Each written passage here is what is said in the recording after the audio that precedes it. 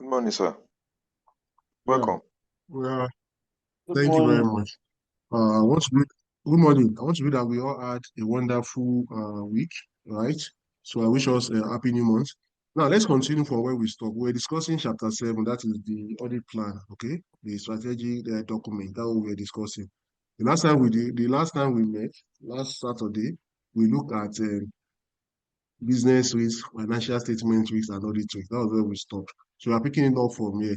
Remember when we started this chapter, I said that in the course of planning, okay, for an audit engagement, there are three factors that need to be put into consideration. The first one is the audit risk.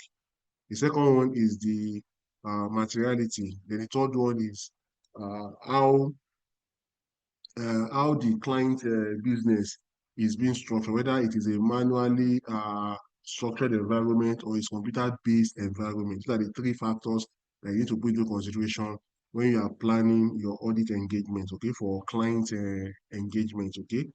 So we'll be able to look at the audit risk aspects. So we are moving forward to looking at materiality now. And materiality is contained under ISA 320, okay? ISA 320 explain what materiality is, okay? And materiality, according to that standard, is the inclusion or omission of any information, any financial information that could affect the economic decisions of the users of financial information. That is the omission or inclusion of any information that will affect the economic decisions of the users of financial information. What does this mean? What this means is that we're talking about materiality. Materiality, first of all, is relative. Okay, what do I mean by why do I say it's relative? So we have different organizations, and different organizations have different materiality that the auditor has set for them. Okay, let's even leave that one for now. Let's take a look at materiality from our own personal life, right? So if I lose like maybe 1,000 naira now for today, let's say I'm going out and I lost 1,000 naira and I couldn't get that money back, I might not be troubled. Okay, I might not feel trouble. I might say that okay, it's one of those things. I continue with my day activities. But someone else will lose 500 naira and the whole mood for the day would have changed. Why is that so? Because the person's maturity threshold is different from my own. I lost 1,000. I did not feel any, I was not sad. My mood has not changed. But somebody lost 500 naira and the person, my mood might change. What can be the reason for that? Different factors might be responsible, okay? Maybe the person that lost 500 naira, maybe that was the only money the person has, okay? And it means that he has lost hope for whatever he wants to achieve for that day. All right. That could be the reason why the person's mood will change for the day. Maybe I have other means of spending. Okay. I have other money with me I can use to spend. So I'm just trying to bring materiality down to something you can understand, you cannot relate with. Now, what you need to also realize is that when you're talking about materiality in planning, it's also part of what the auditor will decide at the planning stage. So what that implies is that when you are talking about planning, right, materiality is also part of what you are going to plan for. So that means that as the audit plan is changing, there's every likelihood that your materiality level or threshold will also change. All right, that means that materiality is also what? Iterative. That is, it keeps changing on when the engagement is completed, just like the audit plan. All right, because it's embedded in the audit plan. I hope that is clear. Now, when the auditors wants to go and audit a client, they normally set out the materiality threshold from their office. How do they do that? So they will have had some information about the organization. Okay, they will have had some information about the organization, and maybe they have submitted the draft trial balance to them or the draft financial statement sent to the auditor. So based on that, it's going to decide what the materiality threshold will be. Now, when you are deciding materiality threshold for any client, there are three approaches you can use. You can use either of revenue, okay, total assets, or you use profit before interest and taxes. So that are the three ways you can set materiality on. Okay, you cannot use the three at a go. You can use one at a time. All right. So you are going to set your materiality based on this. Now, the auditor has looked at the financial statement and saw that, oh, the revenue is about, let's say, 1 billion naira. All right, for the revenue for the client's business. And it says that, okay, since I'm going to use revenue, so the threshold, now what you need to realize is that there are fixed threshold for this materiality analysis or materiality setting up of this materiality. Now, for instance, for revenue, it's usually 1% to 2%, okay, of the net revenue. That's what you set your materiality on. What that implies is that if you compute 1% of 1 billion naira, if you compute 1% of 1 billion naira, I'm trying to use calculator to check it, okay? 1% of 1 billion naira. So that is nine, you're looking at 9 zeros, okay? Times 0.01. That means 10 million naira will be the what? The maturity threshold. That's anything below 10 million naira for that particular organization. The auditor might not be disturbed, okay, might not be affected, might not need to carry out further audit procedure because for the organization to have a revenue of 1 billion naira, it means that they should be able to uh, accommodate, okay, any materiality that is like 10 million naira. Do you understand what I'm saying? Now, that is for revenue. If you are using profit before interest and taxes, right, that would be based on using between 5% and 10%. It will be based on what? Using 5% and what? 10%. So what that implies is that in the case of profit before interest and tax, you say that, oh, what is the revenue, what is the profit before interest and taxes? What do you have? So let's say you have like 10 million naira as your profit before interest and taxes, okay? So that means that the auditor will set the maturity if he's using profit before interest and taxes to be what? 500,000. That is any information or any transaction or any uh, balances that is less than 500,000 naira for tax for the organization. The auditor might not be bothered about it. Okay. Now, the last one is total assets. So that is also like that of revenue, 1% and 2%. So just I said that the total asset of the organization is 1 billion naira. And the auditor said that, oh, I'm going to use total assets as the what? As the maturity threshold. So that means it should be 1% of 1 billion naira, which is also 10 million naira. I hope you are getting that analogy. Now, how did they come about this threshold? All this one you have here, all this one you have here. How did they come about it? This 1%, 2%, 2%, all of it. How did they arrive at it? Now, it has been, they call it the rule of thumb or rule of the thumb. So if you have been doing something for a while, right? And you have seen that, oh, this thing has become globally acceptable. It becomes what? It becomes the standard sometimes, okay? That is the reason why this has been like this. I don't know of any scientific way to explain all of these things that what I've just said. So it's a rule of, I can only tell you that for a fact, it's the rule of thumb, okay? And that's what they have been using. So different audit firms have set different threshold for their clients, okay? Depending on how they feel, once they can justify it. Because like I said, it's a rule of thumb. It's not cast in stone that it must be that, right? So that's why I said it's relative to different audit firms.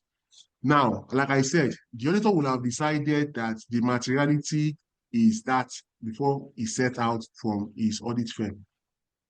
Now, when he gets to the client office to start the engagement, he asks for the revenue schedule and he sees that before he could decide that he's going to use this threshold that we are talking about, for him to be able to be sure of what he's doing, he has to obtain enough sample because for each of this percentage, he must have had a number of samples he need to collect to validate that this is immaterial.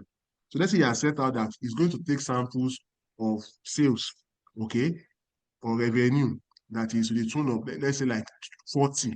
He has to take 40 transactions, okay, randomly, and test them for all of these material misstatement and the likes. So he was looking at to see whether he's going to see transactions that will fall within that period, within that range of 10 million naira. After checking through the account schedule, I mean the account schedule, right, for the revenue, you could only get like 10 out of 20. So if he had gotten like 20, that would have given him the reasonable assurance that, oh, the maturity threshold that he has set for the organization is okay. But now he's on the field, he could not get up to 20, he could only get 10. Because he could not get 20, he cannot validate that there are no material misstatements in the financial statement as regards what revenue. So what will he do? Pharmacy and hot water, yellowed collars, soap. So please mute your mic. So what will he do at that material point in time? He will need to readjust his materiality level. Now, why will he readjust materiality level? Now, some client management, they can also play smart on the auditor. How?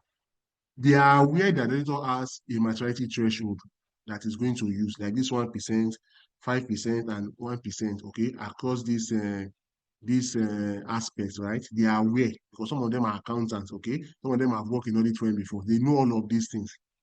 So they also want to play along with this that, oh, we have to beat the auditor to this. What will they do? So they will be expecting that the auditor will be looking for 10 million naira as the materiality. So what they would have done is that they will now break that 10 million naira because they want to perpetrate fraud or they want to misstate, they want to commit some misstatement or perform some misstatement on the financial. They're not going to break that 10 million naira into, let's say, different amount, let's say 2 million, 5 million, and 3 million. That makes 10 million naira, okay? And they're going to do that across all the transactions that they want to manipulate. I hope we are together. Class, are we together? Yes, yes. Together, sir. Together. Sir? We are together. We are together, sir. I'm trying to explain because this area is highly technical. That's why you see me. If you have not been in that area before, you have not experienced this thing before, what I've been saying now, if you read it several times, you might not be able to get this thing. That's why I'm asking. If you are not together, let me know. But I'm happy that we are together. That's why I'm breaking it down so that everybody can relate. Now, the essence of the auditor is to ensure that there are no material misstatements in the financial statement. So the auditor, one of the ways to do that is to decide on his maturity threshold, which is what he has done already. But the management have been able to beat him to this. So he cannot achieve this. So what will he do? He also needs to be what? Ingenious. How will he be ingenious? What we need to do at this material point in time is to readjust his maturity threshold. So where he has like 1%, he might change it to 0.1%. Where he has like 5%, he might change it to 0.5%. What is he trying to do? He's also trying to beat, he's also trying to catch up, he's also trying to detect if there are any material misstatements that has been glossed over by his initial overall materiality threshold that he has set. Because he's aware that the management or anybody that prepares financial statement can manipulate information. So he's also aware. So what will he do? He will also readjust or recalibrate his maturity threshold to accommodate or to allow for all of these things that would have happened at the back end, unknown to him. Okay? So by the time he does this, that means his sample before he wanted to get 20, he might extend it to what? Maybe 30 or 40 now. Okay? So by that time, he will be able to get more than enough samples. So what we need to do is just to pick all those samples and see how related those samples are. Because there's no you're going to post on the system that you not put narration. There's no you're going to post on the system that you not include supporting documents. It's not possible. Okay? So in as much as they are trying to make the auditor not to see anything, right? By the time he does this, by the time he adjusts his maturity threshold to those ones I just explained now, it makes it easier for him to be able to detect because he has an understanding that when they break down an amount, 10 million naira into 2 million, 5 million, and 3 million, the aggregate of this right, is 10 million naira. So he's aware that they can break down balances, they can break down transactions, and they could have gotten away with what? With fraud. So what he has done is that he's able to beat them to their what? To their game. So materiality is very, very important. It's one of the ways, because the auditor cannot check everything. And that is why they have introduced this materiality into the audit of financial statements. So to a large extent, if he deploys or he understands the technique behind this materiality threshold, you will be able to achieve more in terms of what? Detection of any risks of material misstatement in the financial statement. Okay. Now, the first threshold that he decided from his office after reviewing the financial statement of the client, that is known as what? The overall materiality. That initial one that he decided on in his office, in his firm, before he set out to the client premises is known as what? The overall materiality. Now, that one that he adjusted to accommodate the risk of material misstatement being contained in financial statement, that is known as what? Performance materiality. I hope it's clear.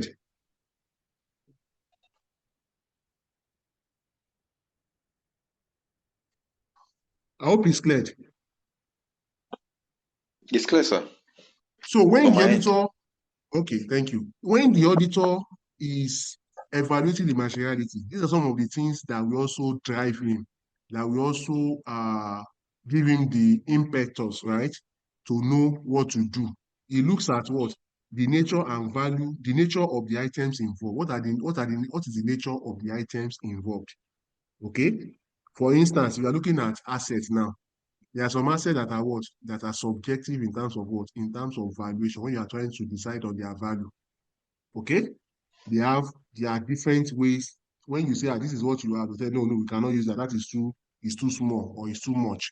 Okay? It takes time. So because of the subjective nature of the valuation that has been done on those assets, even on revenue, there are some that they also do like that. For instance, if they see that they made sale, they had a sale in, let's say in June, or let's say in May, right? And the sales they recorded in May was not that much. And they see that, oh, in June, they made so much sale.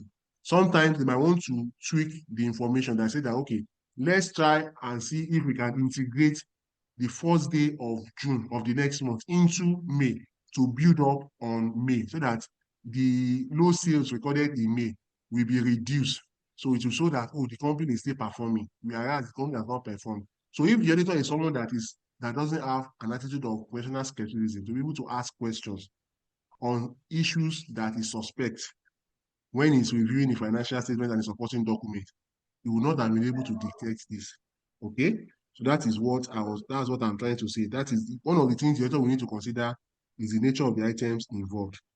Okay. The second thing you also need to consider is the significance of the item. The significance of the item.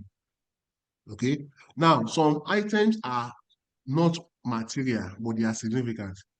For instance, when you pay bonus to directors, sometimes you might need to look at the substance of the bonus payment to the directors. Because normally, what I was meant to understand, if you're looking at corporate code of corporate governance, is that best practice, you want to pay bonus to directors, it should be based on what? Performance. So you know we need to ask questions. What is the criteria, okay, for giving bonus to the director? Is it that they made so much impact on the operations?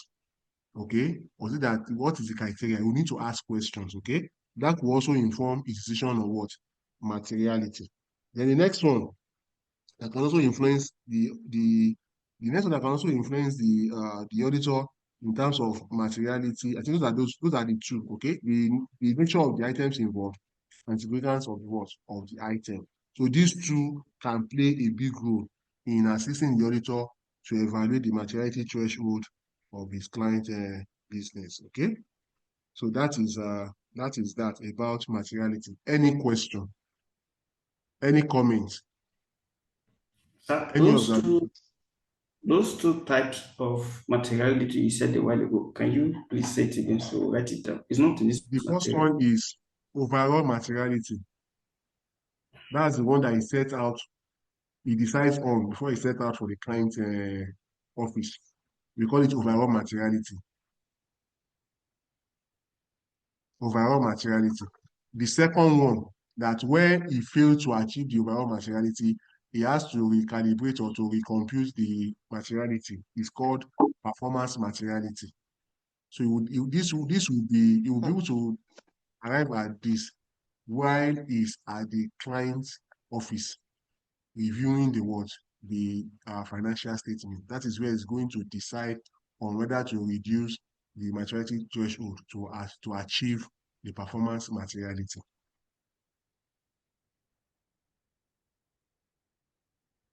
Are we together? Yes, sir. Thank you, sir. All right, so we moved ahead. So in chapter 7, we know I said that there are 3 things that will be considered during planning: audit risk, materiality, and whether the client operates a computer-based system. Now, we are assuming that the client operates a computer-based system. Hence, we are looking at what? Computer in auditing. Now, this is not the only aspect where we are going to talk about IT in audit. And you know that by now, the percentage of IT audit in your new syllabus, it has gone to like 15% now. Okay, that means that there is more likelihood that you are going to see 1 or 2 questions, or one or two questions that relates to IT audit in your forthcoming examination. Okay, and that means that once you have an understanding of this, right, it will be a low-hanging fruit for you in an examination, because there's no how they can highly, it's very unlikely to choose questions that relates to IT. IT questions are usually straightforward. They will ask you direct questions on IT. So once you have a grasp of this and you see a question that addresses this area, you can quickly munch on it and move to the next one. You'll have achieved some what? Some cheap marks, okay, that will consolidate at the end of the day, making you to pass AAA eventually, okay? So I'm going to look at this. So, like I said, the author we need to look at must have gained understanding of the client business and remember that the client business is based on what? Computer-based environment. Okay? And because it's based on computer-based environment, it will make the audit work to be what? To be seamless or easier. Okay? How will it make the work easier? So the auditor will be able to deploy what we call CAT, computer-assisted audit techniques, okay, in the course of what? The planning for the audit and also in the execution of the audit plan. All right, we're able to deploy what? CAT, computer-assisted audit techniques, okay? Now, when he decides to use CAT in the performance of the audit engagement, what that implies is that he will be able to, some of these routine tasks, routine audit tasks, you'll be able to utilize, utilize the computer assessment techniques to achieve this one, so that you have much time on those strategic areas. There are some areas in audit that are what? That are routine.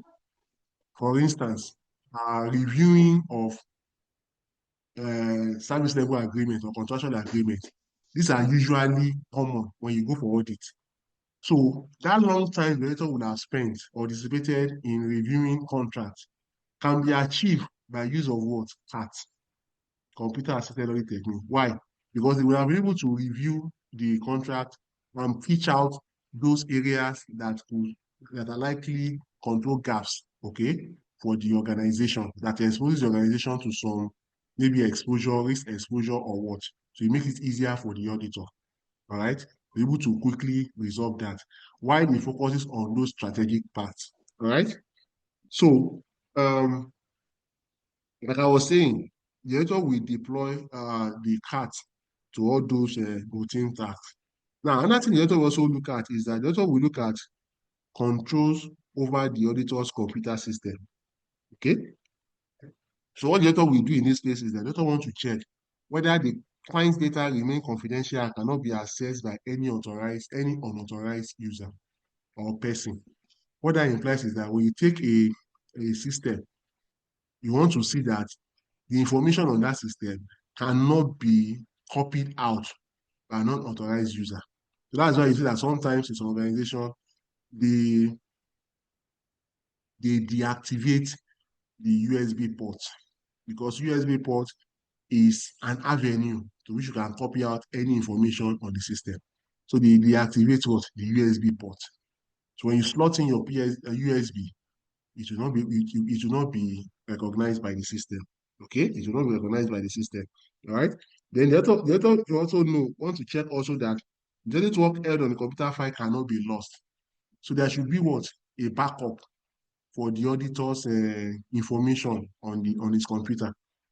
Okay, because the auditor is dealing with several clients at different times.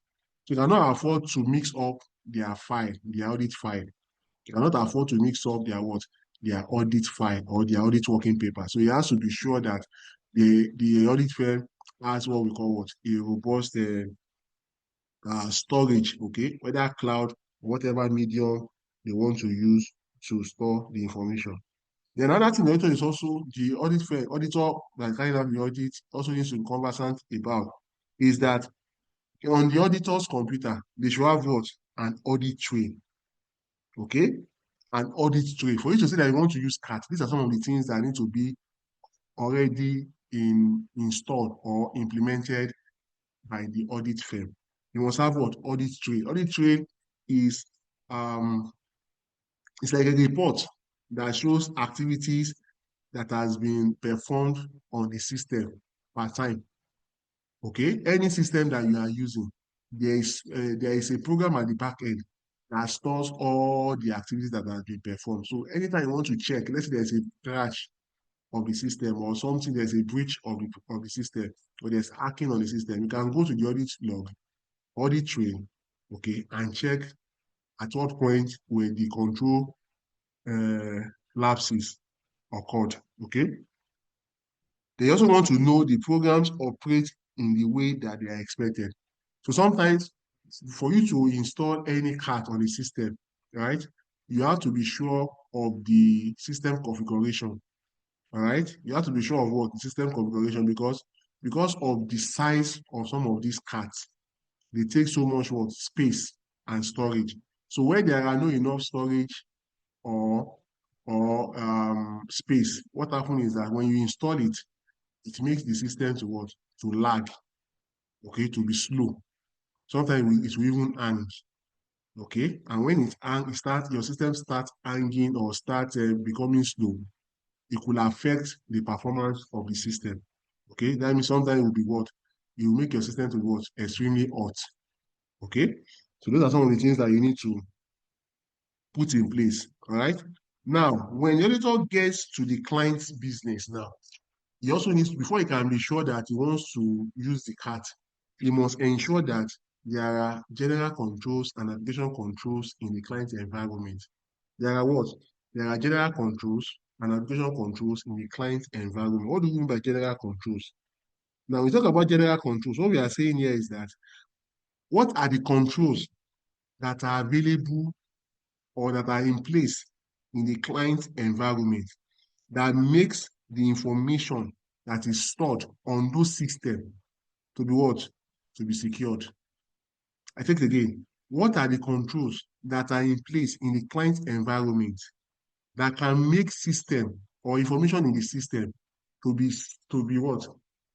To be secured and safe, okay, at all times. So that's what we mean by what general controls. Let me give us an instance of general control. Now, you have a system in an office, but in the office, the door is always open. The door does not have any lock. There's no lock, there's no padlock. They just leave the door open. Now, in that type of an environment, the general control is what? Is weak. Because somebody can cut away the system, the laptop. Somebody can open the system and do whatever he wants to do on the system without any other person knowing, because there are no what? There are no controls in place. Or you put a system in an environment where there is what? It's exposed to what? Whether sun or rain. You put your laptop close to the window, or where the table is located is close to the window. And most times there are no AC, so the windows are always open. So what if you went for a break before you came back? Rain has fallen, then all the systems already damaged as a result of what? The rain. Those are the things we mean by what? General controls. Okay? So we are looking at what are those risks, control risks that are attached to the entity's computer-based information system as a whole.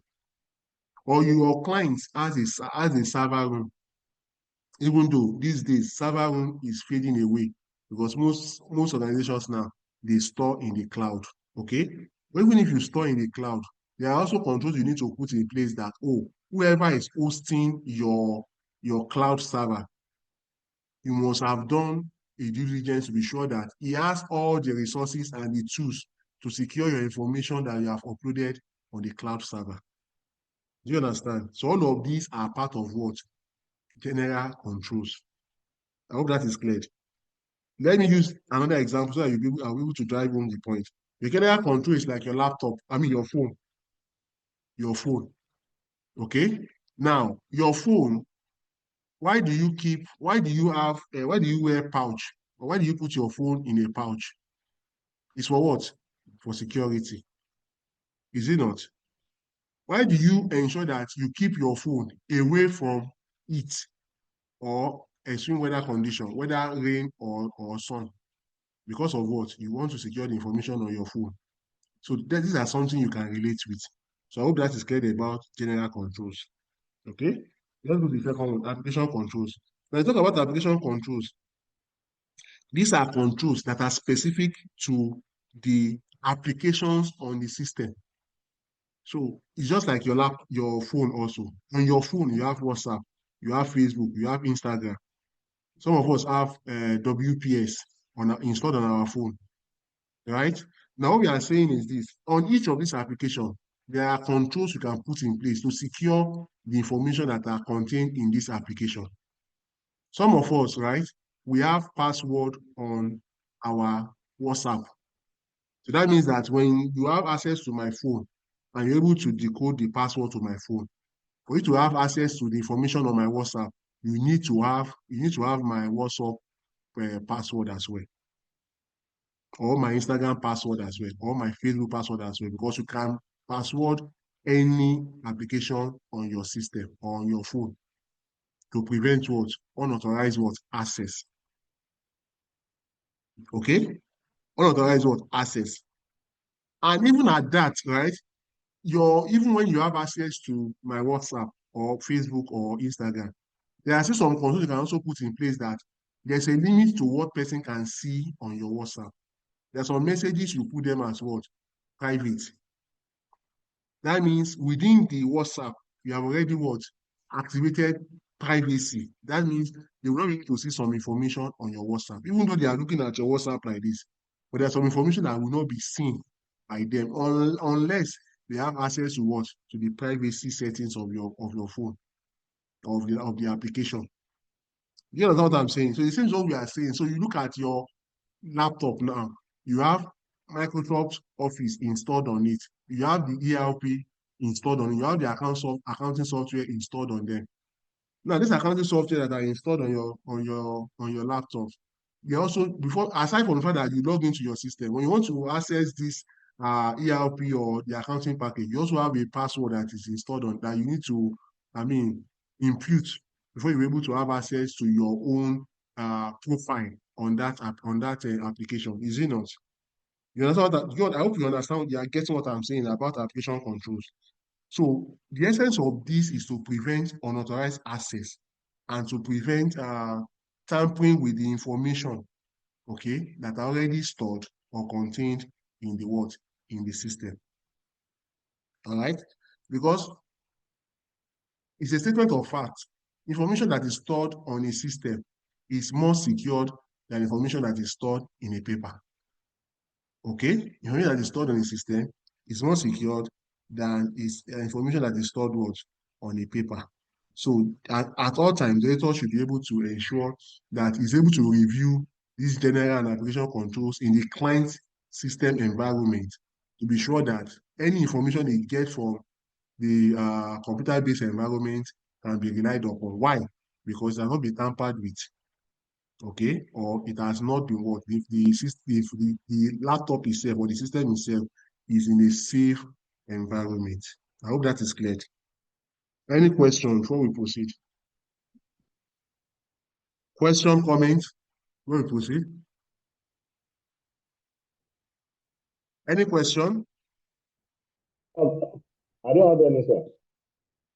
Because, like I said, I've seen them set questions and ask them, what are the general controls in this case study? They give you a case study and tell you that identify general controls or the application control gaps that you can see there and provide what recommendations. I've seen questions like that. So that's why I said that questions on IT are usually straightforward. They cannot maneuver the information that you'll not be able to detect that they're talking about IT audits.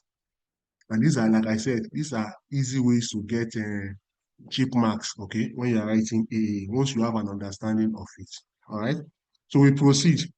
I want to take the last last student to what he said that there's no question. We do general perception of everyone that is on this call. All right. So we move to the next one. COBIT. What is COBIT? COBIT is control objective for information and related technology. It's called COBIT. Now, this COBIT is not what you can see. It's an IT infrastructure framework that operates at the back end. You don't get to see it. It's not something that is physically seen. It operates at the back end. Okay? So what it does is that it helps to secure your information that is on the system, or even when you are trying to interact on the internet, it helps to what? Secure the information that you are trying to access, you are trying to send using the what? Using the internet. Okay? So it's a data security framework that helps to secure your information, whether on the system or when you are trying to transmit it over or across the internet. Okay? Now, for every business that wants to go global, right? Aside from you having your business objective, that is what you intend to achieve in your business, you must also develop your IT objectives. And your IT objectives must align with your business objective. Your IT objectives must align with your what? With your business objective. Okay? Now, what that means is that when your IT objectives align with your business objective, what it does is that it helps in understanding and managing the risk associated with what? With IT. It helps with what? Understanding and managing the risk associated with what? Information technology. So, like I said, this infrastructure is at the back end. What do you mean by infrastructure? So that you're able to understand what I mean by infrastructure. When you want to build the house now, a story building, or you want to build story building, what do you normally use? They use scaffolding. Okay? They use what? They use scaffolding. Now, that scaffolding can also be seen as what? As an infrastructure. Or in some instances, they put what? They put pillar. Okay? They put what? They put pillar. So pillar is also a form of what? Support. So that by the time they start to mount the blocks or the bricks, it will have the pillars will be able to withstand whatever the weight is. So that's what we are saying. Okay, I hope you can relate with what I'm saying, because IT is very, very abstract. I have to put perspective to so that you'll be able to understand what we are saying. Okay.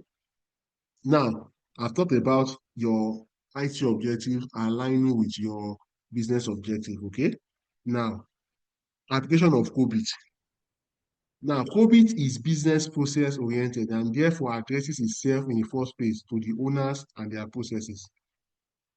Okay, so you use COBIT in areas like core processes such as what? Procurement, operations, marketing, sales, as well as other support services. That is human resource administration and information technology. You can see that it cut across every areas of the business. So you can agree with me that the business objective and the IT objective must align.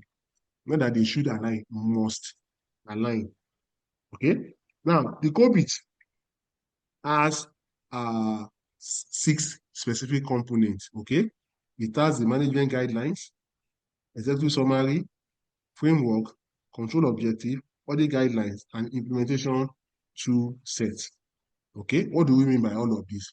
So for you to say that you have COVID in your organization, that means your COVID must have this what characteristics or components.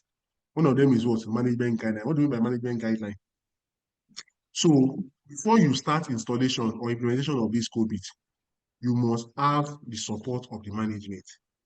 So management will give their buy-in to this and tell you what are the areas they want to deploy COVID, and they also tell you what they intend to achieve once this COVID is what is implemented on their what on their data infrastructure. I hope we are together. Second one, executive summary. As an organization, when IT generates reports, right? When COVID generates reports, the report can be what? Can be very, very lengthy. Okay? So, and the management and board of directors, they don't have the time to be reading long reports or very voluminous reports. So, you need to also tell them that, oh, aside from you having a detailed report, you should have like an overview, like a dashboard that contains the summarized report in the dashboard so that at a glance for the management and board of directors, they can holistically see how COVID is helping them to achieve their objective at a glance. We call it executive summary. The third one is the framework. Now, the framework we are saying here is that those are the infrastructure you need to put in place. Okay? You need to be sure that, oh, anything you put on the system is what is secured. I would not want to believe that you want to patronize an e-commerce website like Konga or Jumia, where once you input your credit card details or your bank card details, and the next thing you know is that now you have made purchase, after you have completed the transaction or the order, you see subsequent withdrawal from your account. I know you not want that to happen. So that is why some of the things you need to put in place is what are the infrastructure that will secure customers' information. That will do what? That will secure customers' information. So when you have anything when you want to procure anything on the website, the information that you put there should be what? Should be secured, should be confidential. And the information you also have on the website should be what? Should have integrity. What do you mean by integrity? So you want to buy iPhone now. You went to Slot Nigeria website. You saw iPhone there.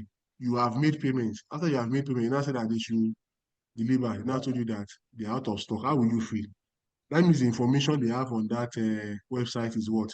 Does not have integrity. Or you want to book a ticket. This is summertime. You want to book a ticket to London for your summer vacation. And you saw the ticket very cheap.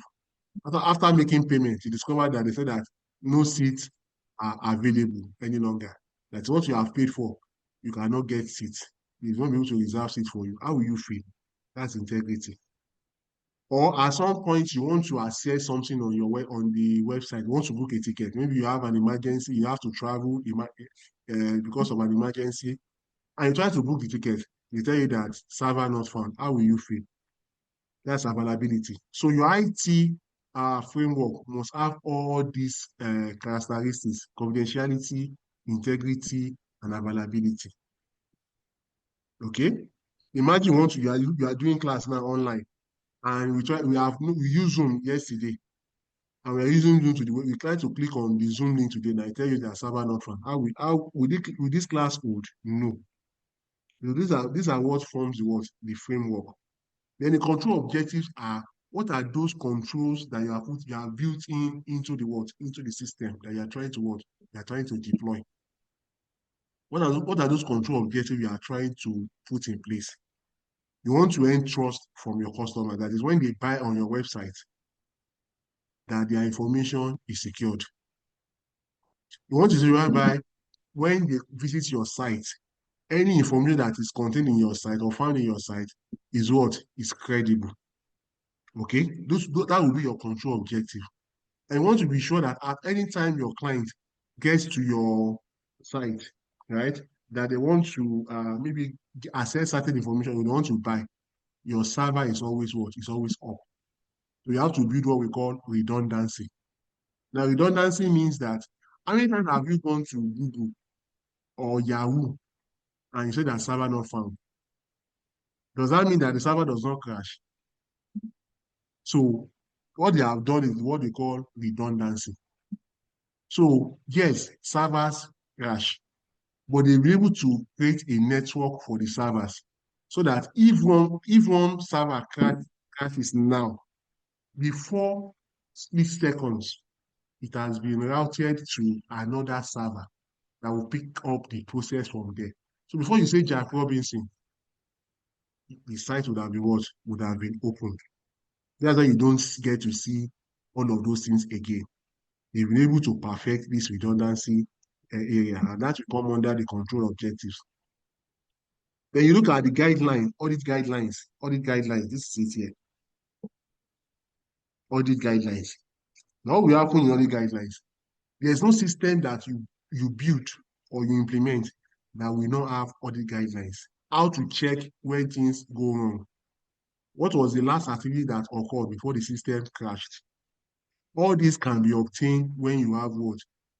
Audit guidelines installed on the what? On the system. Okay? The last plane crash that happened in, I think around June. Yes, around June. Air India that happened. You know that you have been able to conduct an investigation and be able to unravel the cause, the immediate cause and the remote cause of that air crash. Why? Because they have built audit system on the what? On the airplane. We call it the black box. So the black box, what we call it the flight recorder, is the last thing that you get when a plane crashes. Wherever the plane crash, you can get what? You can get what? The last recorded activity or the last voice of the pilot to know whether it was what was the state of his mind when this thing occurred. You'll be able to see all of this. We call it audit guidelines. So we're able to be able to investigate when issues arise. It must be built into the system. All right. And lastly, we have implementation toolset. So all the kind of feel, the kind of look and feel you want your website or your system to look or to have is being done by the use of what? This implementation toolkit. You can see that there are no websites that are the same. You have websites that are variant, that are divergent, that are many, but they don't have the same outlook. Why? Because of this implementation toolset. This implementation toolset will give you different approaches, different views, different looks and feel that you might customize to achieve your what? Your objective. We call it implementation toolset. So what we are saying here is that by and large is that the topic must have these 6 specific components. Please go ahead. Any question? Any question? Question, comment? So, the COVID now is since is not a software on its own Yes. and is not an application either. So, Yes. like, is it a system now? Like, I'm trying to understand the Audit as a whole. So I'll take it as what? Like, let me relate it more to an application that runs at the back end. Okay. I think it's better that way. So there will not be lost in between what does it really do. So it's an application, it's like an application that runs at the back end. Oh, I'm able to answer your question, sir. Yes, sir. Any other question?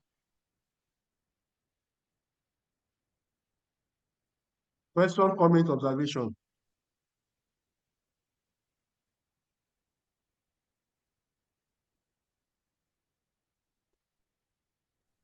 Let's proceed. Huh?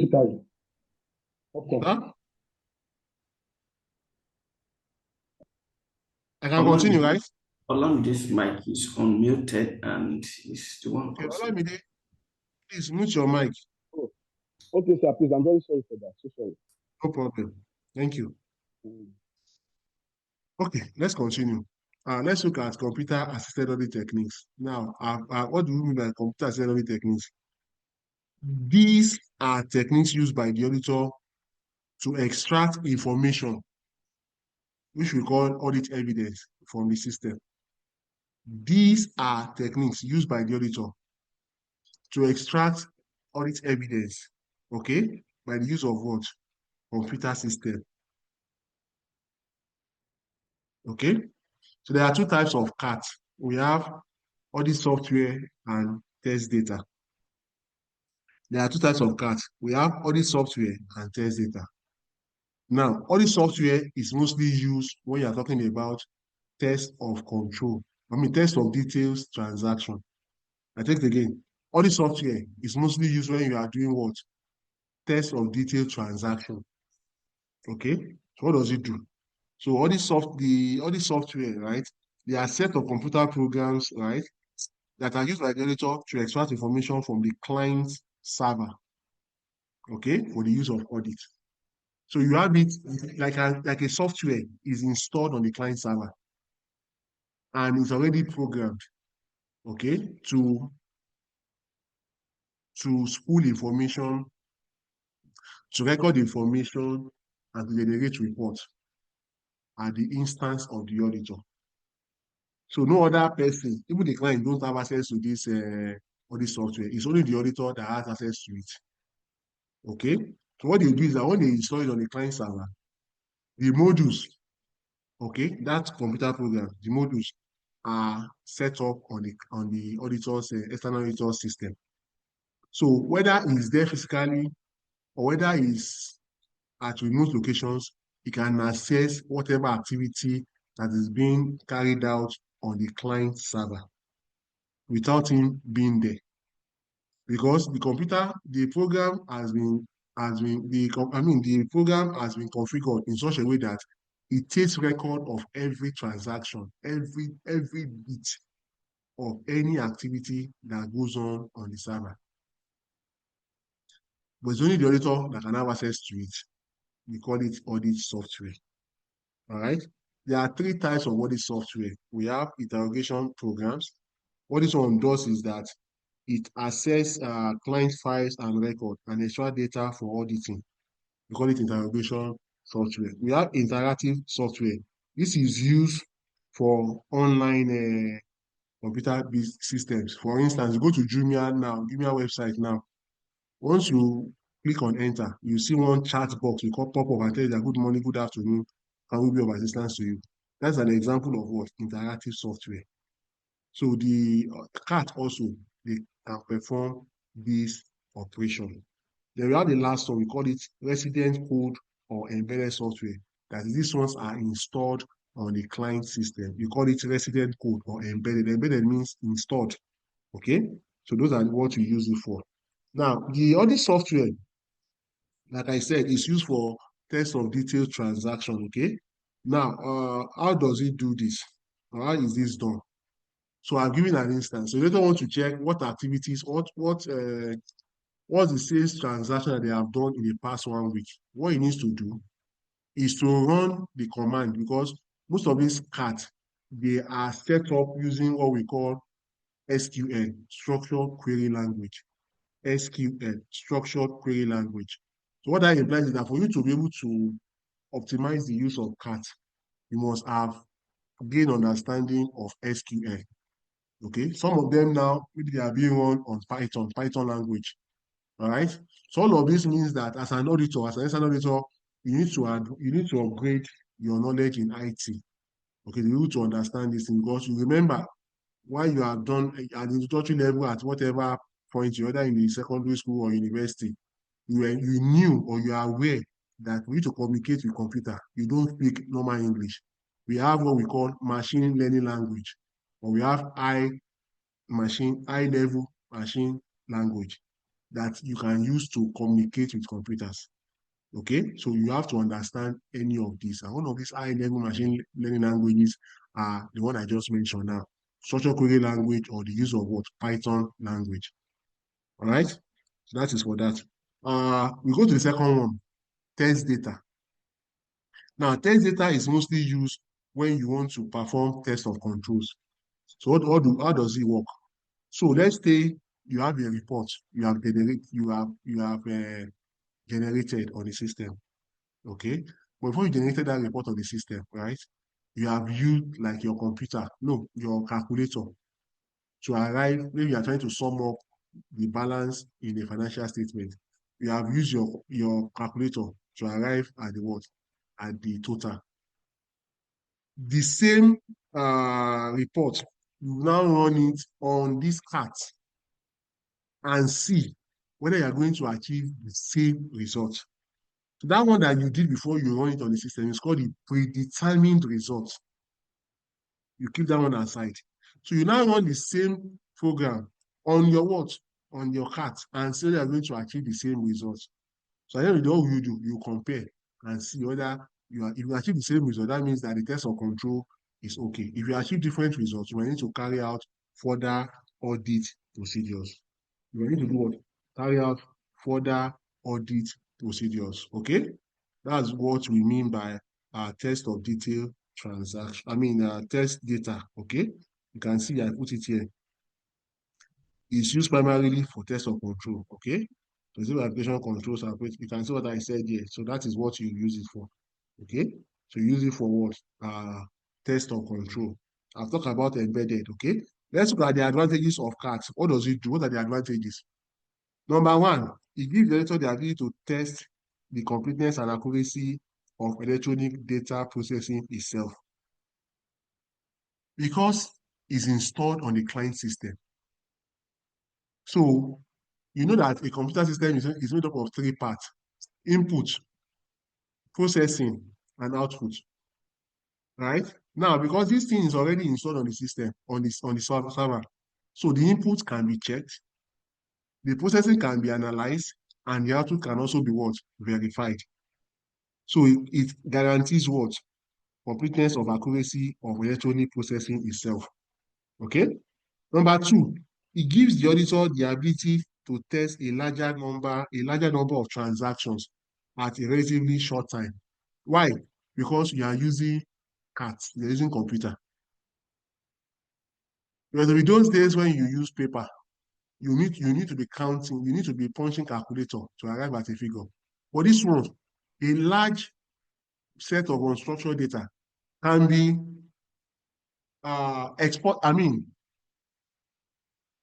can be put or imported, right, to this cart, and you're going to generate results in a very short time. All right? That's the ability it has. Number three, it allows the auditor to test the effectiveness and efficiency of the internal control system that exists on the what? On the client computer-based system. This is made possible by the use of what? Test data. All right? This is made possible by the use of what? Test data. Then we have disadvantages of CAT. As good as CAT is, it has its own disadvantage. What are disadvantages? Number one, it's very expensive because for you to purchase it, they are usually in foreign currency. Okay, that's number one. Number two, sometimes when you run the update, right? Sometimes when you run the update, what happens is that it stores processes. When you run updates, it stores what process because when you are running an update, once when the update is done, you cannot do anything. So that's a disadvantage. Okay. Number three, there's constant need for you to update your system because of all those patches and upgrade. Okay. So you need to constantly do it. And when you do these things, okay, sometimes it affects the performance until when the thing is done. Then you need to also train staff on how to use it. And sometimes the cost of training might be very, very expensive. Sometimes audit firms, when they train their staff on the use of cards, they used to bind them. Bind them means that they make them to sign a form that they will not leave. Okay, and if they want to leave, they must pay back the training cost for them. Are we together? So we are going, that is the end of chapter 7. Any question? Any comment? Any observation? Just give me a few minutes, I'll be back.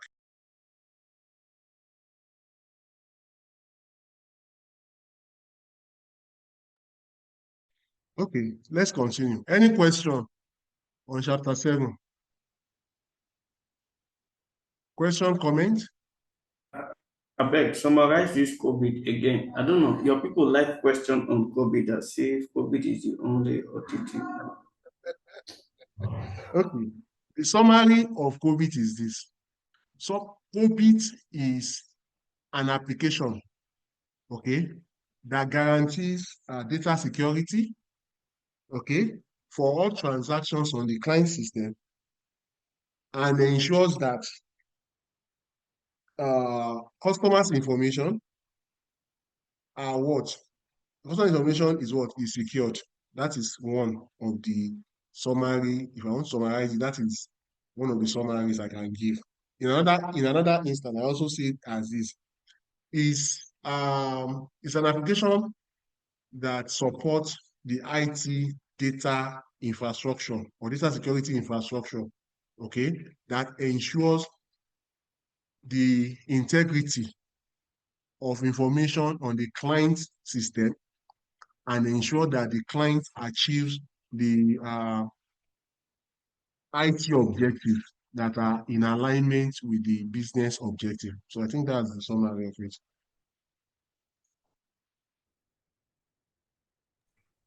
Thank you, sir. All right, so we move on. The next one. We are looking at chapter 8 now, audit evidence. We are going to start this today. We might not be able to finish it today because this is by far the most voluminous aspect of your syllabus, okay? And it's understandable. All right, let's start. The relevant standard for audit evidence is ISA 500. Is what? ISA 500. What do we mean by audit evidence? Audit evidence, according to the ISA 500, is any information that the auditor can use or any information that supports the auditor's opinion as contained in the audit report. Any information that supports the auditor's opinion in the audit report, we call it audit evidence. All right. So audit evidence is highly essential. Okay, this is it. This is any information used by the auditor to arrive at opinion. You can see it's the same. Okay, so that is what we mean by audit evidence. Now, audit evidence, right, has two main characteristics: sufficiency and appropriateness. When you talk about sufficiency, that's why anytime you have it, let's say you're writing an exam, AAA exam, and you want to say that, oh, based on the case study, the auditor gathers information, analyze the information, and is from that information is able to deduce or arrive at his opinion. All those ones are big ways that you shouldn't be, words that you should not be using as a student writing AAA. So all of this, you can compress all of this by saying that the auditor must obtain sufficient and appropriate audit evidence, okay, during the audit engagement. Once, if you be able to make that statement alone, you will have saved a lot of time and will make you to have a good impression. The examiner to have a good impression of you that, oh, this person is a professional. When you start to use ordinary English, gather information. What is information? What is audit evidence? So as a professional, you make use of what? Audit evidence more because information is contained in audit evidence. So rather than using information, use the audit terminology, audit evidence, sufficient and appropriate audit evidence, okay? So the two main characteristics of audit evidence are sufficiency and appropriateness. Sufficiency has to do with what? The volume. How much information do you require? Talk about the what? The quantity, okay? While the appropriateness, we're looking at what? The quality. Appropriateness is looking at what? The quality. So appropriateness is made up of two other characteristics, relevance and reliability. For you to say an information is appropriate, the information must be relevant to the audit, then the source must be what? Reliable. The information must be relevant to the audit, and the source must be what? Must be reliable. Okay. So those are the two characteristics of audit evidence: sufficiency and appropriateness. Now, before the auditor goes ahead to obtain audit evidence from the client system, he has to perform two tests. Now, those two tests, before now, we call those two tests compliance and substantive testing. But if you go and use this one, like what I just said now, compliance and substantive testing in your exam now, 2025 November, the examiner will be very, very unhappy with you and going to make such students to lose vital marks. So compliance and substantive testing are no longer in use. They are archaic, they are moribund now. The new technology you can use for these two tests are called tests of controls and tests of detailed transactions. Tests of controls and tests of detailed transaction. Now, what do we use tests of controls to achieve? Test of control is conducted in order to obtain an assurance that the client internal control system is efficient and what? Effective. By efficient and effective means that it can prevent or detect material misstatements. That's what we mean by efficiency and effectiveness. On the other hand, the test of detailed transaction is to assist the auditor, okay, to obtain audit evidence that will support his audit opinion. So you start with test of controls. You end up with what? Test of detailed transaction. The test of detailed transaction is another level of testing that gives assurance that the financial reporting, internal control financial reporting, what financial reporting is intact and is what? Is strong. Okay, that's what we talk about test of detailed transaction. Let me explain what I mean by these two tests. So when you go for the test of control, what do you do? The deployment of internal control questionnaire can be looked at as a test of control, because in your internal control questionnaire, what you are asking is that you're asking the process owner whether they have an understanding of how their system operates. You ask them, do you have an accounting policy? They said yes. Do you have an accounting policy? They say yes. Do you carry out cash count? You said yes. Do you carry out stock count? You said yes. The questions are usually yes or no. You are not reviewing any document other than that questionnaire. Just like when you did your project at your various institutions, then when you wrote your project, chapter 4 is usually data analysis and what? Data collection and what? Analysis. That's chapter 4. That's where you are going to analyze the questionnaire that you have received or returned. Okay? Now, when that has been done, let's say at the end of the day, the people that said yes to all these internal control system, they are like 70. What you do is that you now go and verify, like conducting test of detailed transaction. What will you do? What do you mean by that?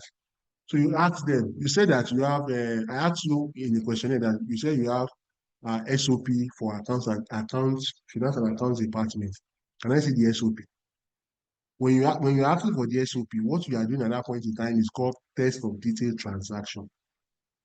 Or you see a figure on the financial statement and say, can I see the source document of this transaction? What you are doing at that particular point in time is called what? Test of detailed transaction. Because you want to get down, okay, to the nitty-gritty of that transaction. We call it test of detailed transaction. I hope you understand what I'm saying. So I'm just giving you an insight into what you mean by test of controls and test of detailed transaction. All right. Then you have another test you can also perform. We call it substantive procedures. We call that one substantive procedure. That one is the combination of analytical review procedures with test of detailed transaction. Now, in your analytical review procedures, ISA 520, what we mean that we are looking at possible relationship between financial and non-financial data. What do you mean by possible? Possible, I'm saying here, is related or similar relationship, okay, between financial and non-financial data. An example of analytical review procedure is your ratio analysis or your trend analysis. These are examples of your what? Analytical review procedures. And you will agree with me, when you talk about trend analysis, what are you trying to achieve? You're trying to observe the pattern of what? Of spending in terms of whether expenditure or in terms of what revenue generated or in terms of what procurement that has been done over a period of time, usually more than 2 years. You have trend analysis, right? Now, for ratio analysis, you are trying to evaluate and assess if the organization is performing as expected.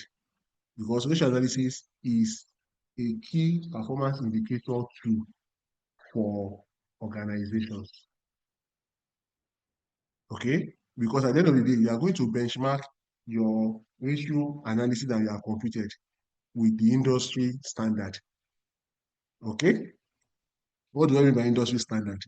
Now, for those of us that know ratio analysis, right, and we already understand ratio analysis, we have what we call acid test ratio. Acid test ratio. How do you determine acid test ratio? Or we call it current ratio. That is your current assets less inventory all over your current liabilities. That's your acid test ratio or current ratio, right? Now, in some industry, it's usually ratio 1:1, right? You benchmark it. So if in your organization it's supposed to be ratio 1:1, you are getting ratio 4:1 or ratio 2:4, it means that there's something that is fundamentally wrong with your organization performance. Or it could be an indicator that something is about to get wrong, about to happen to your organization, that you need to watch, review. I hope you understand it. That's what we mean by substantive. By the time you are checking, okay, by the time you are reviewing, by the time you are looking at the circumstances or the rationale or possible reasons why the ratios are not adding up or are not jiving, what you are doing at that time is known as what? Substantive procedure, because you have already introduced analytical review procedures and test of detailed transactions combined. Okay, that's what we mean by that. I hope that is clear. Any question?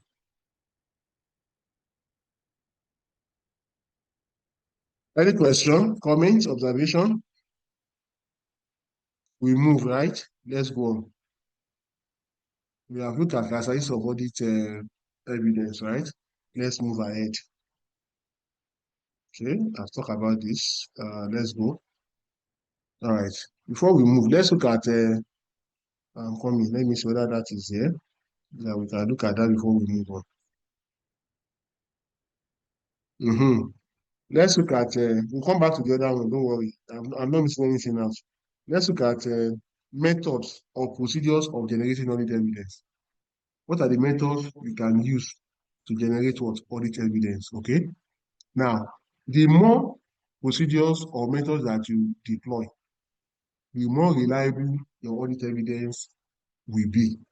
I think again, the more procedures you deploy, the more likelihood that your audit evidence will be what? Will be sufficient and appropriate. Let's start with these are the procedures. Inspection. What do you mean by inspection? Inspection is looking at an item such as tangible assets, documents, entries of accounting records. We call it inspection. Okay. So for instance, when I say that I want to cite your loan agreement, what I'm doing is I'm inspecting it. Okay. I want to be sure that that loan agreement actually exists. Or I want to carry out asset verification. I want to be sure that that asset that you have in your asset register, your asset schedule actually exists. Then you have observation. Observation is another procedure while you watch the process owner perform the activities, while the auditor obtains what is information or conclusion. I take it again. Observation is another procedure where the auditor watches the client perform an activity or a process while he draws his own conclusion about the process. A good example is when they are performing cash counts. Stock counts. When you are doing stock counts, auditors will always observe Why the account department, store department, internal audit department, they are involved in accounting. The estimator, we just observe as it's being done to be sure that they are not leaving any item uncounted. All right, we call it observation. The third one is called inquiry. Inquiry is seeking information from eligible persons, okay, in or outside the entity. So I'm asking the process owner, how does this process work? How does this process work? When I do all of this, what I'm saying is known as what? Inquiry. All right? It's known as what? Inquiry. I hope it's clear. The next one is external confirmation. Now, external confirmation is why the auditor is another procedure that enables the auditor to place reliance on the work done by other experts. To place reliance on the work done by other experts.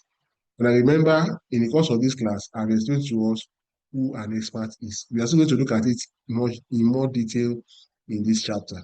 Okay? So what do we mean by auditor's expert? An expert is someone that has competence, is someone or an organization that has competence in other fields outside accounting and audit. Okay? For instance, engineers, architects, surveyors, risk management consultants, IT consultants, actuaries, lawyers, all of these are experts in their own field. All right? So when the auditor seek information, external confirmation, when the auditor seek confirmation from some of the reports that are being prepared by these experts, we call it what? External confirmation. Okay? The next one is a calculation. This is another procedure that checks the arithmetical accuracy of records or documents. Sometimes when you export transactions from the accounting software or the ERP, most times the formula will not be downloaded with the report that you have generated. So there might be need for you to recompute again to be sure that, oh, none of these items have been what? Have been missed out. Or another instance, the clients have already completed their depreciation. You can also recompute the depreciation to see that the computation is what is correct. For instance, you bought an asset in the middle of the month. While the client completed a 1 month depreciation, the auditor will need to recompute to adjust it to what? Half-month depreciation. All of this will be what will be happening under the audit procedure recalculation. All right? We have reperformance. If you look at reperformance is similar to observation. The only difference is that in reperformance, right, the auditor will be at the forefront of evaluating the client system with the intention of identifying whether there will be gaps, okay, in the controls that have been put in place in the client system. In observation, he just watches them as they do it. But in this instance, he will be at the forefront of doing it and try to see whether there are gaps in the controls that have been implemented. Okay? For instance, the auditor will ask, do you have a payment process? And he said yes. The auditor will say that, let me do it on your system, on your ERP. To initiate a transaction, he goes through all the processes, all the people that are supposed to approve and are supposed to check. So where he observed that there are some lapses, he will note it down and explain it to the client on the need for them to update or upgrade this system to be able to cater or close out on these control lapses. I hope you are getting, we call it reperformance. Okay. Then we have the next one called analytical procedures or analytical review procedure, which is what I explained earlier. All right. I said that this shows a possible relationship between financial, look at that possible I was talking about there. Possible relationship between financial and non-financial data. Okay. Possible, like I explained earlier, is related or similar. All right. An example of analytical review procedure, like I said earlier, are ratios and trend analysis. All right. Any question? Any question, comments, observation? On my end, no question. All right, thank you. I want to believe that is speaking the mind of every one of us on this call. If you have any objection to that, please, you can always call my attention, okay? I'm here for you. My service is to you, okay? My service is to you. Your success is my priority, right? Let's go on. So, in the absence of any question, we proceed with what we are looking at. Yes, now let's look at something. I've talked about all of this one before now. Let's look at something else. Now, how do you think the auditor will test the reliability of audit evidence? Somebody gave the auditor information now. How do you think the auditor will evaluate whether the information that has been presented is what is sufficient and is appropriate, is reliable? That we want to look at now. Okay? That is also the reliability of audit Excuse me, evidence. sir. Yes, go ahead, madam. Okay, sorry to take you back. No You problem. mentioned two characteristics of audit evidence. One of them is Yes. sufficient evidence. So I didn't get the other one. I think I missed that part. Sufficiency, and appropriateness. Okay, Appropriateness. okay, thank you. All right, welcome. Okay, let's continue. The reliability of audit evidence. Now, for any audit evidence to be reliable, it must satisfy these conditions. Okay, what are the conditions? Number one, audit evidence is more reliable when it's obtained from independent source outside the entity under audit. What does this mean? So, if an auditor obtains an information from a knowledgeable independent source outside the entity, such information tends to be more reliable. Why? Number one, that person does not owe the entity any obligation. But if the auditor seeks information from the client, sometimes the client becomes skeptical. Should I give or should I not give? To what extent should I give the auditor? Okay? But someone that is outside and understand what the auditor wants to achieve, he will not hold back on any information. He will give everything within his words, within his purview to the auditor. So that's why we say that.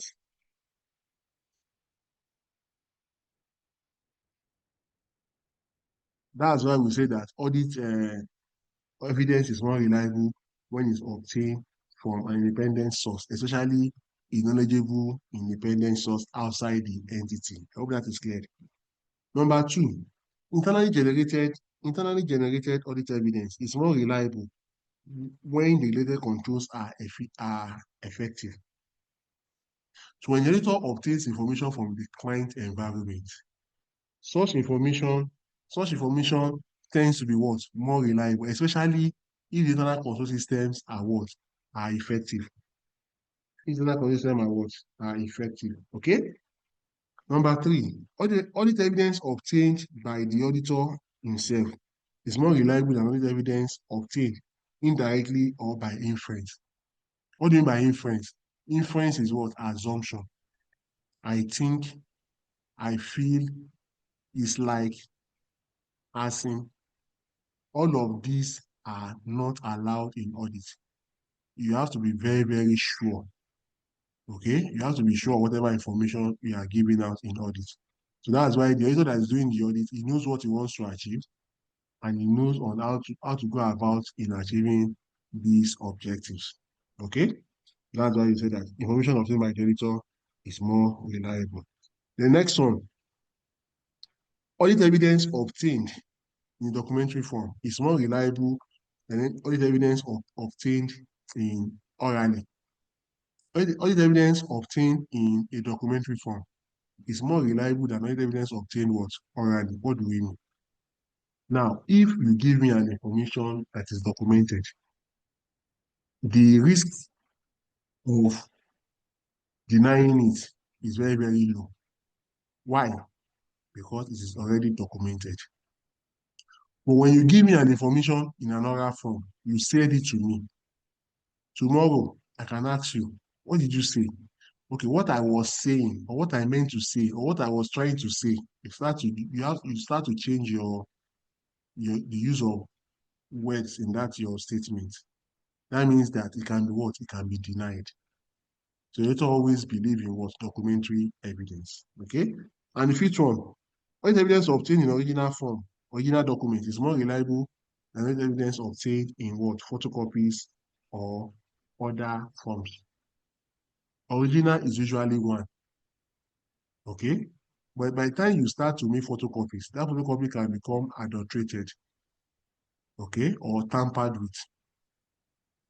I've seen an instance where a check, 1 million naira check, after they make photocopy, it changed to 10 million naira. It's possible. All right? So it's highly possible with photocopy. But if it's original, especially in this era of AI, in this era of AI, it is much more possible. So original document is usually, original document is usually preferred, more reliable. Okay? Those are the ways you can test the reliability of audit evidence. There's a die that they asked this question, and that was what they were expecting the student to write. But most students don't get it. I don't Yes, even Mr. write notes. I don't. Mr. Olatokun. Sorry. Okay. So, any questions so far? Any comments? You are good, right? Okay, let's proceed. Now let's look at this next one. I think this is what we are going to end today. If we can finish this one today. We are looking at what we call financial statement assertions. Okay? We are looking at what we call what? Financial statement assertions. What do we mean by financial statement assertions? These are statements made by management. I take it again. These are statements made by management that the financial statement presented to the auditor is free from any material misstatement. These are statements made by management that the financial statement presented to the auditor is free from what? Material misstatement. Is free from what? Material misstatement. That's what we mean by financial statement assertions. Let me put it in perspective. So the auditor comes to audit a client, and like I said, I will discuss in chapter 2 under corporate governance, right? The auditor the management will prepare the financial statement, and the auditor will now ask them, yes, thank you for presenting the financial statement. But I need to ask a question. How am I sure that this financial statement you are giving to me is accurate and does not contain any material misstatement? This is what they are going to say. We are very sure that the financial statement they are presenting to you does not contain any material misstatement. They are giving what we know as what? Financial statement assertion. And they are going to state it in 3 ways. So there are 3 types of financial statement assertions. There are 3 types of financial statement assertion. We have assertion based on transactions and events. There is an assertion that is based on what? Transactions and events. And that speaks to your statement of profit or loss. Okay? The second one, assertion based on account balances. Assertion based on account balances. That speaks to your statement of financial position. That speaks to your what? Statement of financial position. They have the third one that speaks to both of them. That is assertion based on presentation and disclosure. Assertion based on what? Presentation and disclosure. And that speaks to both statement of profit or loss and statement of financial position. I hope you get it. Those are the 3 types of financial statement assertion. Now, this is a new area in audit that I think they've tested maybe once or twice. And they said there is high chance that they might start testing it more now because they know that most students don't have an understanding of this area or this aspect. Okay? Are we together?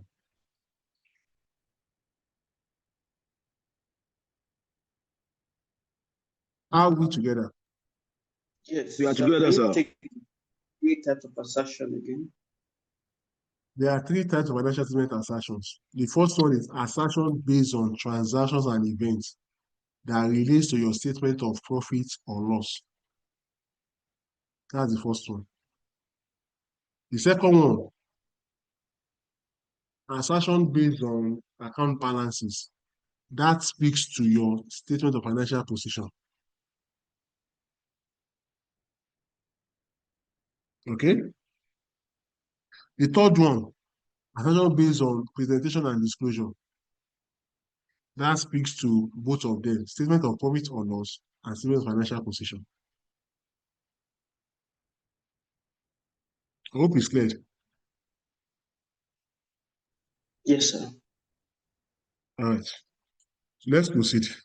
Now, at what point, I've talked about the 3 types, right? So let's look at them one after the other. So what you need to understand here is the summary is this. The management will make the assertions. The external auditors will test those assertions. Management makes the assertion. Auditors test the assertion. The whole essence of this assertion is to reduce the risk of what? Material misstatement in the financial statement. The whole essence of this financial statement assertion is to reduce the risk of material misstatement in the what? Financial statement. I hope that is clear. Hello? I hope that is clear. Clear, sir. Okay, so we'll move on. Let's look at them one after the other. Although in this your material, every one of them has been listed here. All of them, they have been listed here. Okay? And I'm going to explain it one after the other so that you understand which one belongs to which. Okay? So let's start it. Let's see how far we can go before our time wraps up today. Okay?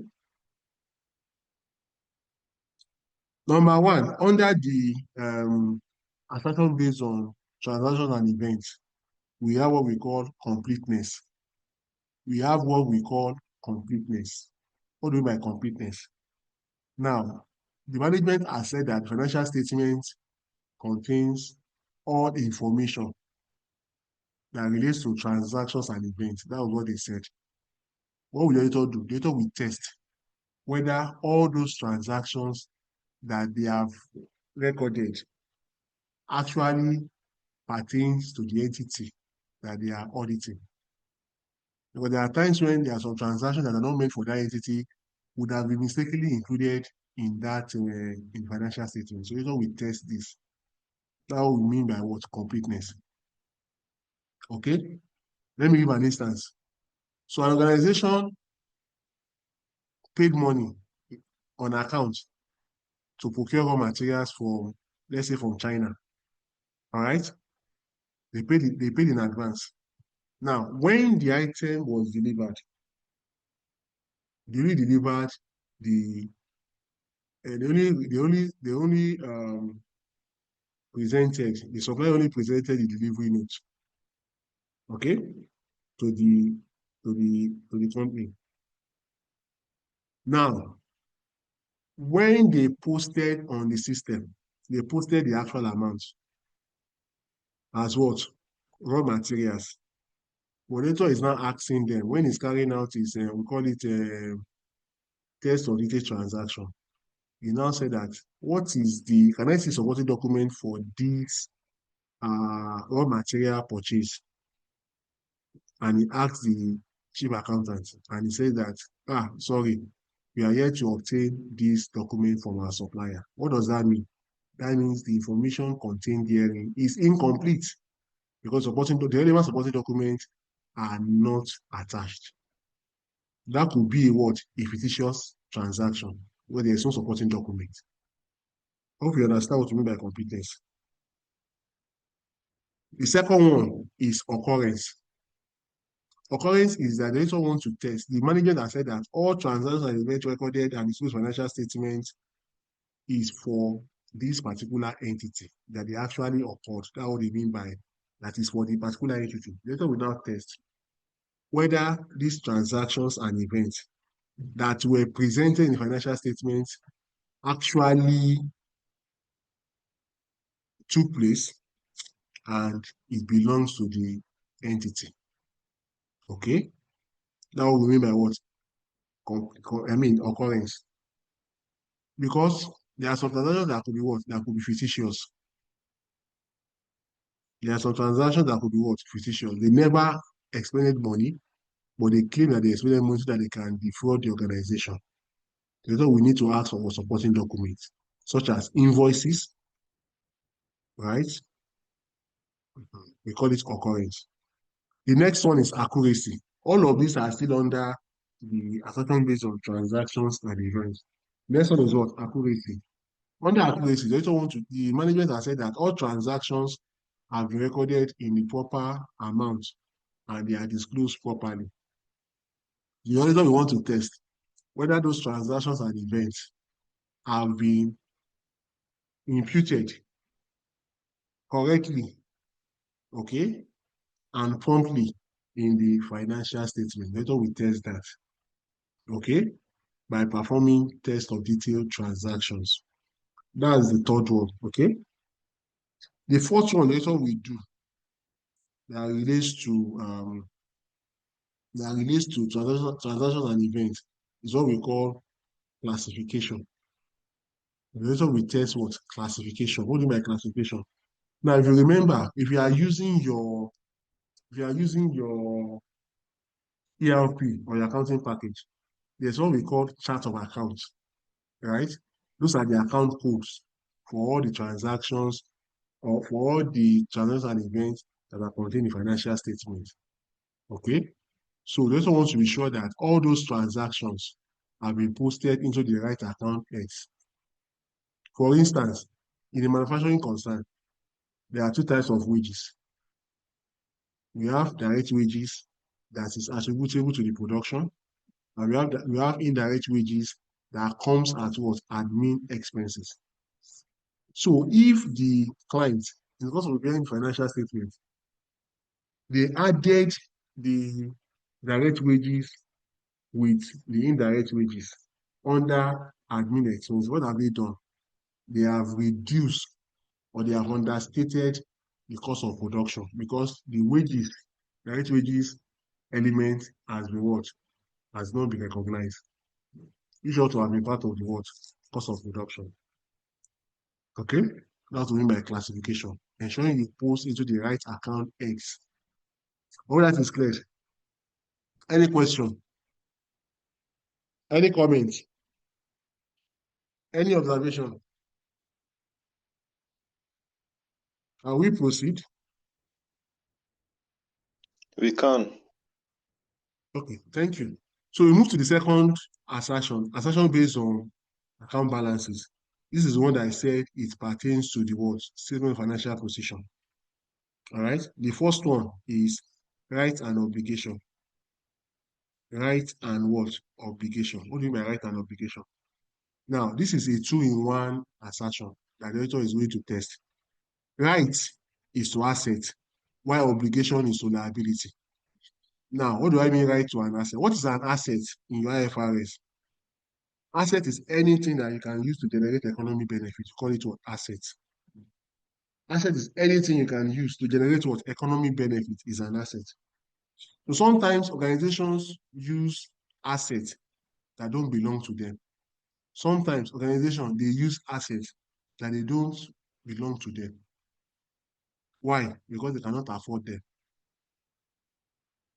Okay? Because of what? They can't afford them.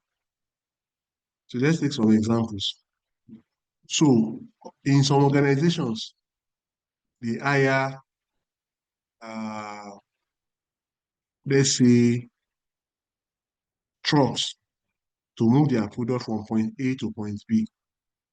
Because if they should buy those trucks to convey their product from point A to point B, they would have expended so much money in terms of what? Purchase and maintenance. Okay, so what did they do? They resolve to what? Leasing or hiring those trucks. Okay, they resort to what? Leasing or hiring those trucks. All right? What does that mean? So what that implies is that what you are going to have in your statement of financial position under the assets for vehicles would be what? Would be the lease rentals that you pay for those assets, for those vehicles, for those trucks. What you are going to have there will be the lease rentals you pay, not the full value of those trucks, because you can't afford to buy those trucks. So what you are going to recognize in your non-current assets will be the what? The lease rentals that will represent the assets, that is the trucks in the non-current assets. Okay? So later we'll be looking out for the what? The rights to use or right of use for that asset. We're looking out for agreement, SLAs, service level agreement, to be sure that it has been properly documented. Okay? The second one, obligation. Obligation, I said, is what? Liabilities. So if the company has something a loan from the bank, they have to ensure that they comply with the payment of that loan. Okay? They have to comply with the payment of what? Of that loan. How will they comply?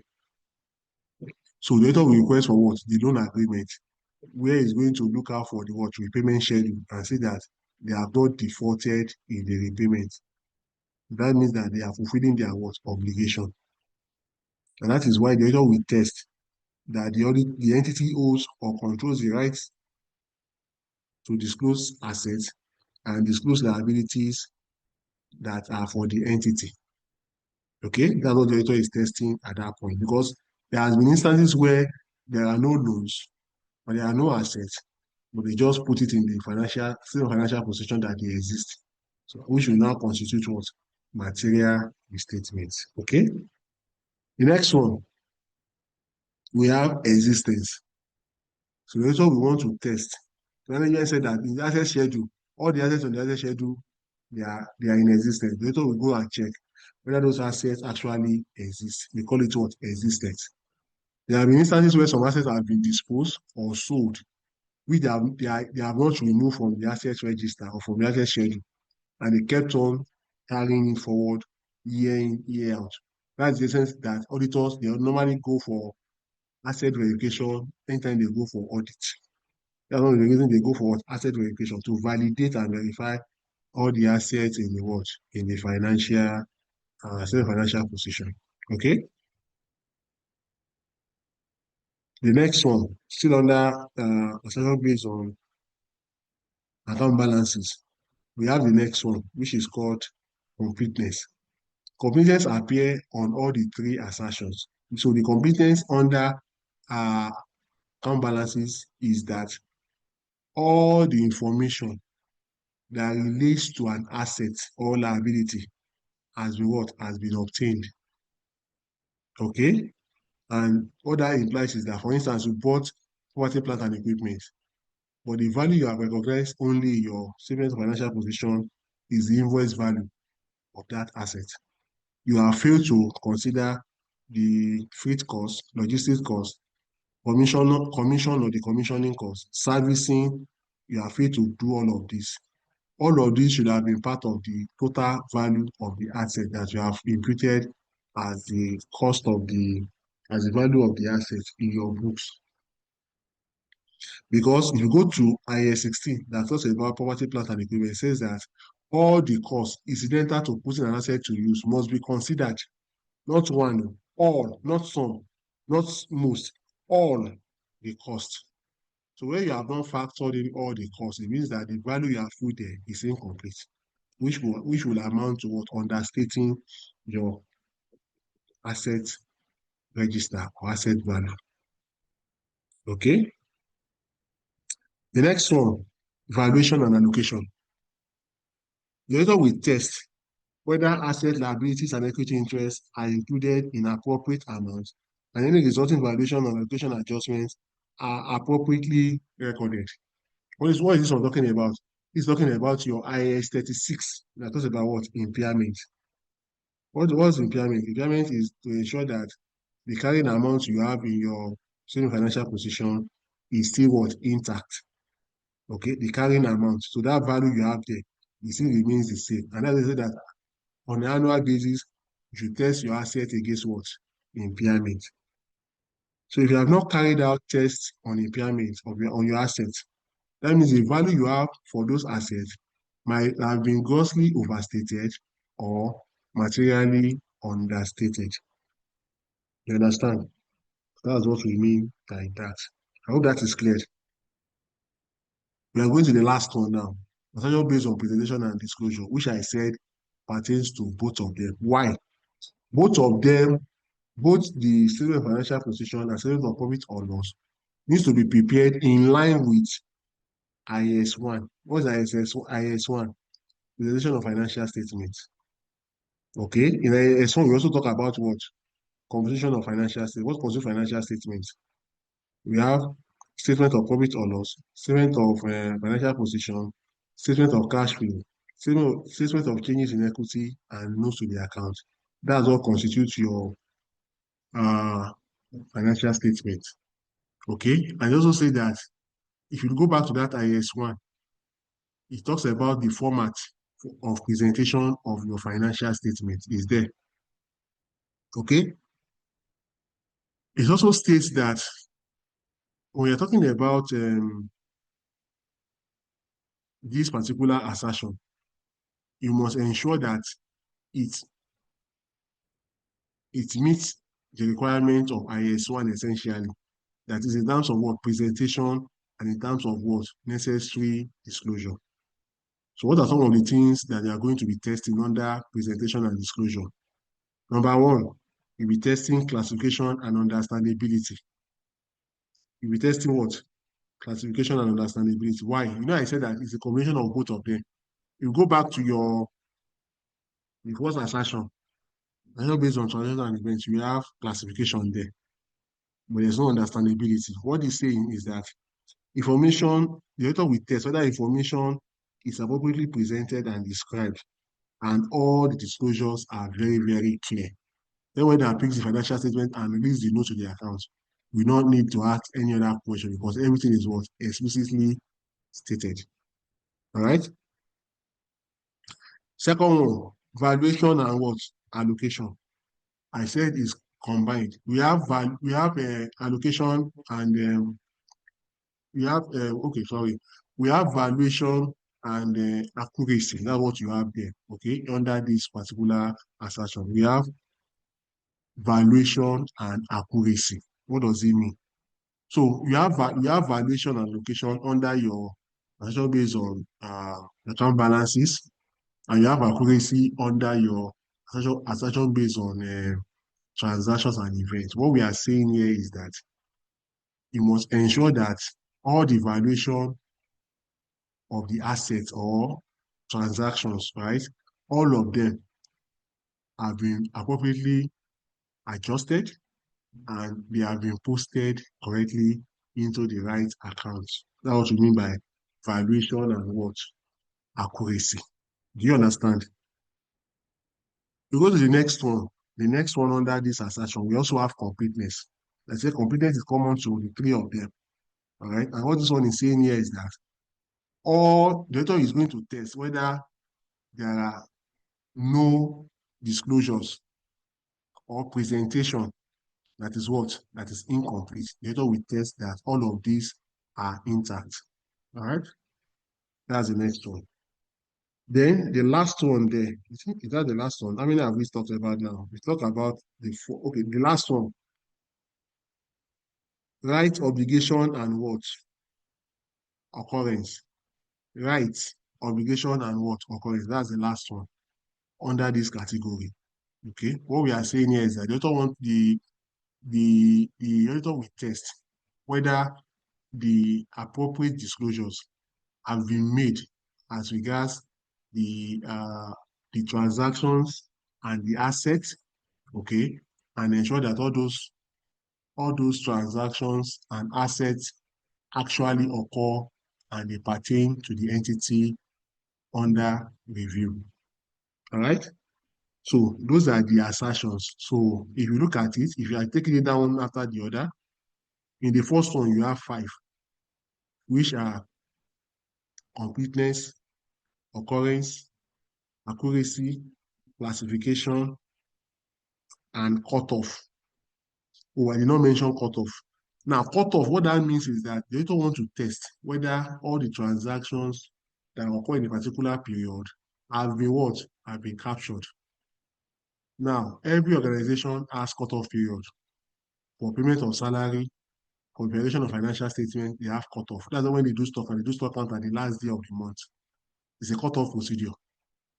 They want to know how much they have produced, how much have they sold in a particular month, or even if it's annually. So for the first assertion based on traditional element, there are 5 of them. You have completeness, you have occurrence, you have accuracy, you have classification, and you have cutoff. So there are 5. Okay. In the second one, assertion based on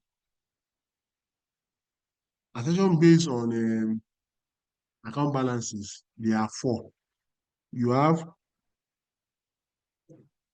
There are 4, right? You have right and obligation, that's 1. You have existence, that's 2. You have completeness, that's 3. And you have the 4th one, valuation and allocation. Those are the 4 you have under the second one. Assertion based on account balances. That makes 9.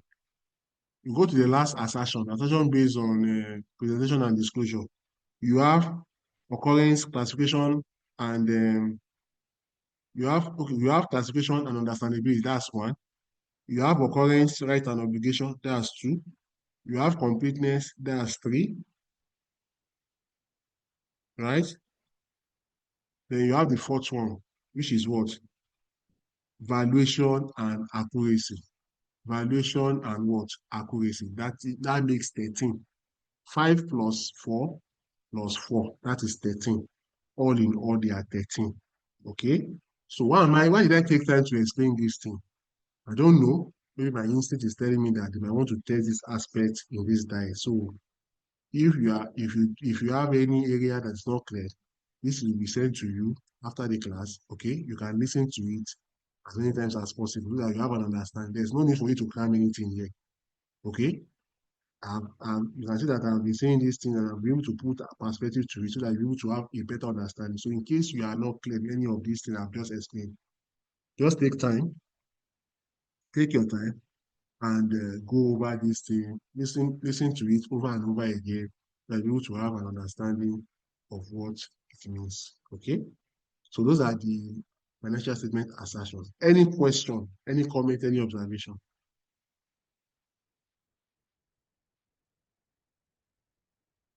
Question, comment, observation?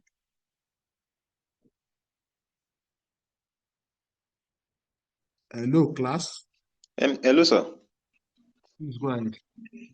I have a question because I know in my skills, I know I wrote audit about 2 to 3 times before I was able to pass.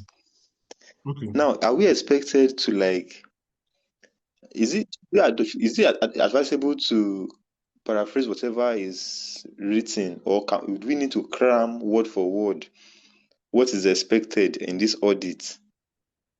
I don't know if you understand my question. I do understand perfectly your question.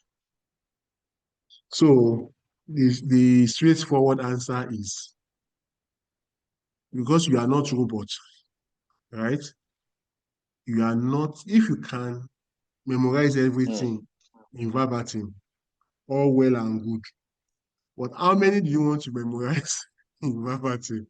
Unless you're a computer. So the easy way out is that be able to paraphrase and ensure that those terminologies are contained while you paraphrase. That is, you should not dilute the context and the content of that information while paraphrasing. Did you get my question? Did you get my answer? Yeah, I do. What I said, Mr. Emmanuel, is it okay? I do. Okay, so you understand.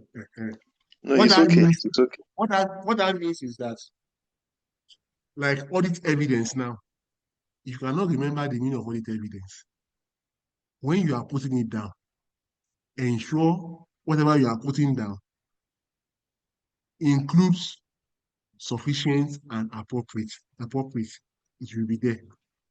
Do you understand what I'm saying? That's what I'm trying to say. Okay. You know what I'm saying? Key You can put in any. terminologies. Those terminologies must be included. Anyhow you arrange it, just make sure that the way you have arranged it makes sense to anybody that is reading your answer script. Is that clear? Okay. Yes, sir. Thank you, Mr. Emmanuel. Thank Any you. other question?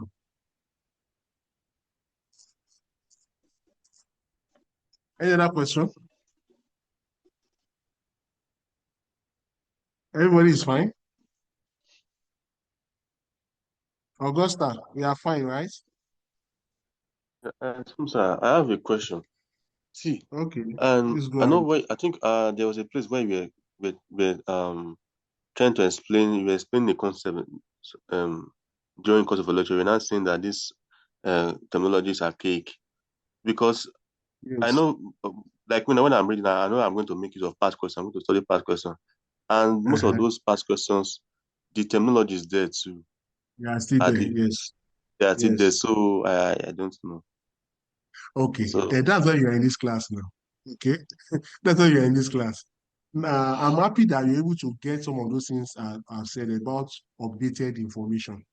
What you just need to do when you stumble on those archaic or outdated information or terminologies in audit, in your mind, quickly, quickly substitute them with the current one that is in use. That is all. Okay? Quickly what? Substitute them with the current one that you know is in use, or I've told you that this is what is in use now. So in case you stumble on past question, they talk about compliance and substantive testing. What you just comes to your mind is that compliance and substantive testing has now been replaced with what? Test of controls and test of detailed transaction, and you go on with that. Do you get it? So the okay, essence of this class is to update your knowledge while you unlearn those things that are no longer realistic or they're no longer in use, so that you will be able to be efficient, okay, and optimize your time while you're answering questions in AAA. All right? okay, thank you, sir. You're Yeah. welcome. Mr. Emmanuel, you still have something to say?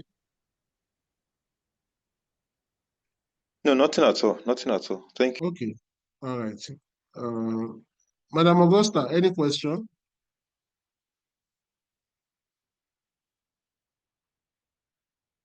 Mr. Eshurame, I hope I'm not murdering your name. Madam No, Omowumi, sir. No, sir. Madam Omowumi, no question.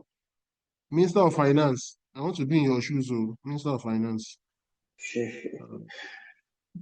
No question. Okay, thank you very much. Olamide, Mr. Olatokun Samuel. Good to go, sir. Good to go. All right, Hello, sir. Sarat, Yes, sir. yes, go ahead. Please go ahead. Yes, sir. I put on the message this tray that if you What's can the help message? us list the old terminologies as against the new terminologies. As in just Ah, help us list it out. that's the tall order. All the old terminologies, there are many now. There are Okay, many. like the ones we encounter in the exam, the one we will Uh, see in the exam. okay, Please, you know it now. If you are in the business, okay, it's been a long time, sir. okay, no problem. I'll work on it. Okay, because we have not gone so far, and he said I should list all of them. So I'll try and get all of these things ready before the end of the diet. I'll work on it. Don't worry. Okay, sir, it's a Anytime you relevant see, one, sir. anytime your mind crosses this question again, you can put it on that platform so that will put me on the spot to work on it. Okay. Okay, sir, no problem, sir. Thank you, sir. Any other question?